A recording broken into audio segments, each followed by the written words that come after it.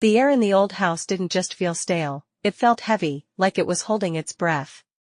When the power cut at midnight, the silence of the countryside rushed in to fill the void. Sarah didn't mind. She fumbled in the dark, clicked the deadbolt into place, habitual and firm, and felt her way back to the bedroom.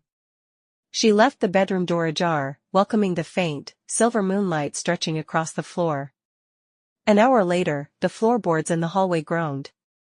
It was a rhythmic, familiar sound, the heavy tread of her husband, Mark, returning from the pub. Sarah remained half-submerged in sleep as she heard him enter the room.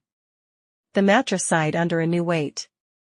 She felt the rush of cold air as the heavy duvet was lifted, then the slow, deliberate tug as he pulled the covers over himself. He settled in behind her, his body heat radiating. He didn't say a word, but his breathing was deep and rhythmic. Sarah smiled into her pillow, comforted by his presence, and drifted back into a deep slumber. The shrill, piercing ring of her phone shattered the silence. Sarah jolted awake, her heart hammering against her ribs. The room was pitch black. Beside her, she could still feel the indentation in the mattress, the solid, motionless bulk of her husband sleeping through the noise. She fumbled for her phone on the nightstand. The screen blinded her, displaying a single name, Mark.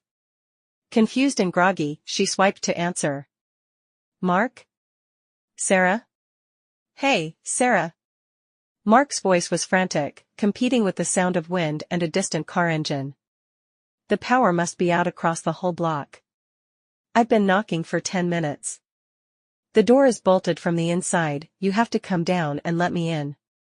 The blood drained from Sarah's face. The phone slipped from her hand as she lunged for the bedside lamp. The power flickered, surged, and finally buzzed to life. She whirled around to the other side of the bed. The space was empty, the pillow was dented. The duvet was pulled back, exactly as if someone had just stepped out of bed. But there was no one there. Mark's voice continued to crackle from the phone on the floor. Sarah? Are you there? I'm at the front door. When she finally let him in, Mark found Sarah trembling in the entryway, clutching a kitchen knife. Together, they searched every inch of the old house, the windows, all latched and painted shut with age. The back door, locked and deadbolt. They returned to the bedroom, standing by the bed that still bore the imprint of 2 bodies. Mark looked at the front door, then back at his wife. The bolt was thrown from the inside. Sarah, he whispered, his face pale. No one could have gotten out. And no one could have gotten in. Sarah looked down at the duvet.